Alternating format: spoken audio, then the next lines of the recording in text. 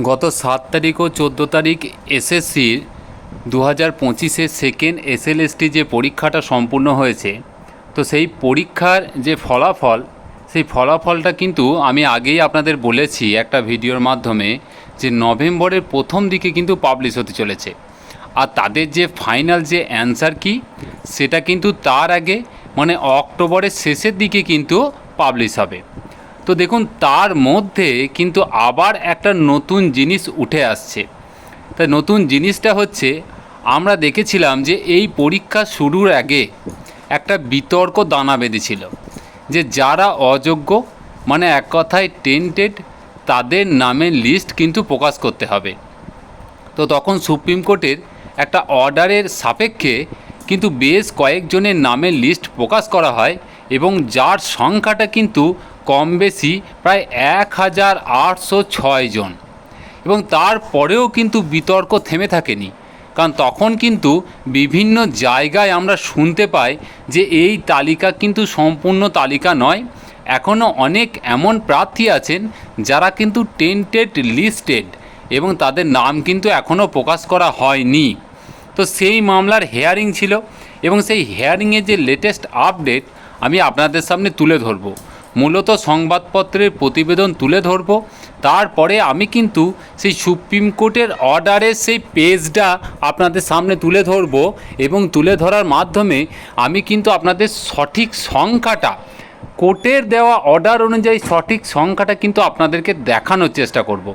যেটুকু তথ্য দেব নির্ভরযোগ্য অথেন্টিক তথ্য দেব, বাকিটা আপনাদের বিষয়।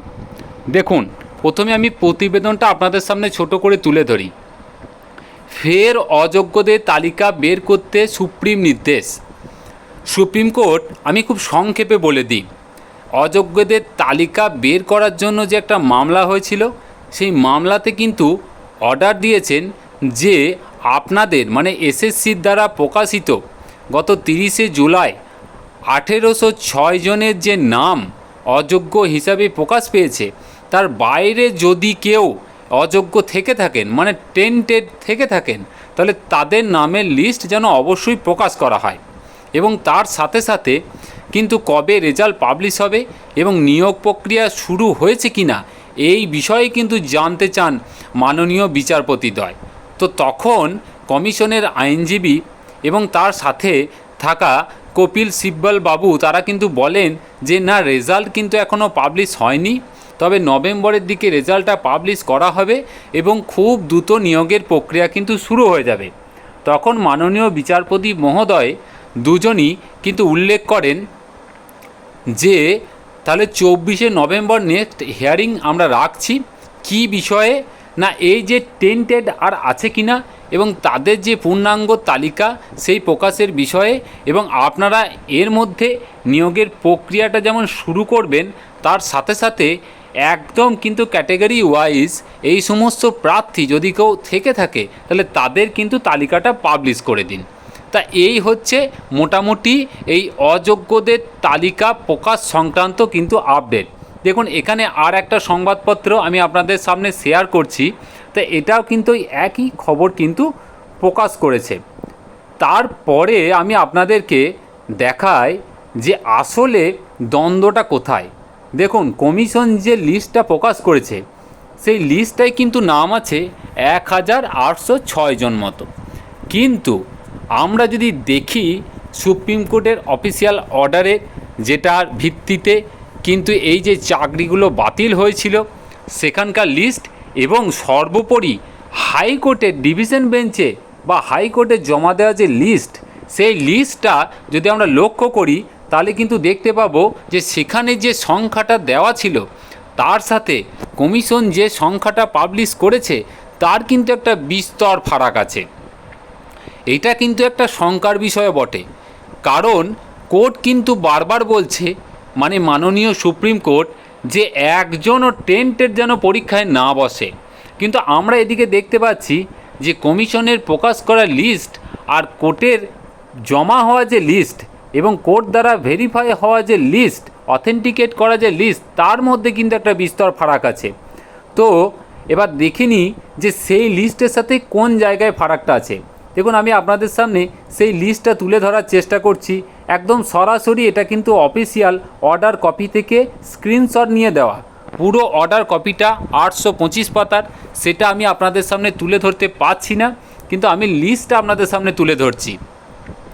দেখুন এখানে ক্যাটেগরি ওয়াইজ যে ভাগগুলো করা ছিল, ক্লাস 9-10 অ্যাসিস্ট্যান্ট টিচার পদের জন্য টোটাল রেকমেন্ডেশন হয়েছিল 11,610 জন, এবং তার মধ্যে ওএমআর সংক্রান্ত বিষয় ত্রুটি ছিল, এবং এক কথায় এদেরকে পরবর্তী সময়ে যাদেরকে টেন্টেড বলা হয়েছে কোর্টের ভাষায়, তাদের সংখ্যা হচ্ছে 808 জন, এবং র্যাঙ্ক জাম্পিং যারা করেছিল তাদের সংখ্যা হচ্ছে 185 জন। তাহলে ক্লাস 9-10-এ মোট সংখ্যা 11,610 জনের মধ্যে 993 জন টেন্টেড হিসেবে ঘোষিত হয়েছিল। তার মানে শতাংশের নিরিখে দেখলে 8.50% কিন্তু ছিল সেই সংখ্যাটা। 11-12-এর ক্ষেত্রে 5,596-এর মধ্যে ওএমআর ইস্যু ছিল 771 জন, র্যাঙ্ক জাম্পিং ছিল 39 জন, মোট সংখ্যাটা কিন্তু ছিল টেন্টেড 810 জন। মানে এটা শতাংশের নিরিখে 14.47%। আর গ্রুপ সি এর ক্ষেত্রে মোট কিন্তু নিয়োগ হয়েছিল 2037 জন। নিয়োগ বলতে এখানে রেকমেন্ডেশন পেয়েছিল। আচ্ছা, এখানে তার মধ্যে ওএমআর ইস্যু ছিল 783 জন।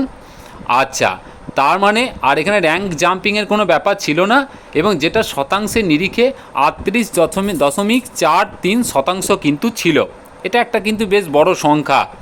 গ্রুপ ডির ক্ষেত্রে 3,880 জন রেকমেন্ডেশন পেয়েছিল, এবং তার মধ্যে 1,741 জনেরই কিন্তু ওএমআর ইস্যু ছিল, যেটা শতাংশের নিরিখে কিন্তু সব থেকে বেশি, এবং 44.87%। তার মানে 2016 সালের নিয়োগ প্রক্রিয়ায় যে রিপোর্ট অনুযায়ী টেন্টেড লিস্ট কোর্ট দ্বারা ভেরিফাই হওয়া 23,123 জন মোট নিয়োগ পেয়েছিল। তার মধ্যে 4,103 জনের ওএমআর ইস্যু ছিল টেন্টেড লিস্টের, এবং 224 জন র্যাঙ্ক জাম্পিং হয়েছিল। তাহলে মোট টেন্টেডের সংখ্যা কিন্তু 4,327। এই লিস্টটা সিবিআই দিয়েছে, কোর্টের কাছে জমা দিয়েছে, ভেরিফাই হয়েছে, এবং একটা পর্যায়ে গিয়ে কিন্তু এসএসসি স্বীকারও করেছিল। তাই কাজেই এরা কিন্তু একটা স্বীকৃত টেন্টেড লিস্ট বলাই চলে, 4,327। তো এখানে সমস্যাটা হচ্ছে যে কমিশন এখন বলতে চাইছে যে ওই 1,800 সামথিং মতো ওইটাই কিন্তু টেন্টেড, কিন্তু পুরো লিস্টটা তারা কিন্তু পাবলিশ করেনি। তো এই জায়গায় দ্বন্দ্বটা আছে। আগামী 24শে নভেম্বর এই মামলা, অযোগ্যদের তালিকা প্রকাশের মামলার নেক্সট হিয়ারিং আছে। তো দেখা যাক তার মধ্যে কি অগ্রগতি হয়, আর নতুন কোনো লিস্ট বেরোয় কিনা। কারণ ইতিমধ্যে মাননীয় বিচারপতিদ্বয় কিন্তু অর্ডার করে দিয়েছেন যে এর পরেও যদি কেউ অযোগ্য থাকে তাদের কিন্তু ক্যাটেগরি ওয়াইজ তালিকা প্রকাশ করতেই হবে, তারপর কিন্তু নিয়োগ প্রক্রিয়া শুরু করতে হবে। তো আমাদের আগামী দিনে এই বিষয়টার ওপর কিন্তু নজর থাকবে। যেটুকু লেটেস্ট আপডেট ছিল আমি আপনাদের সামনে নির্ভরযোগ্যতার সাথে অফিসিয়াল কপি দেখিয়ে কিন্তু আমি মোটামুটি আপনাদের সামনে তুলে ধরলাম। তো আশা করছি এই সংক্রান্ত ভিডিও আপনাদের খুব ভালো লাগবে। যদি লাগে অবশ্যই শেয়ার করবেন, এবং চ্যানেলটিকে যেন অবশ্যই সাবস্ক্রাইব করবেন। খুব ভালো থাকবে। ধন্যবাদ।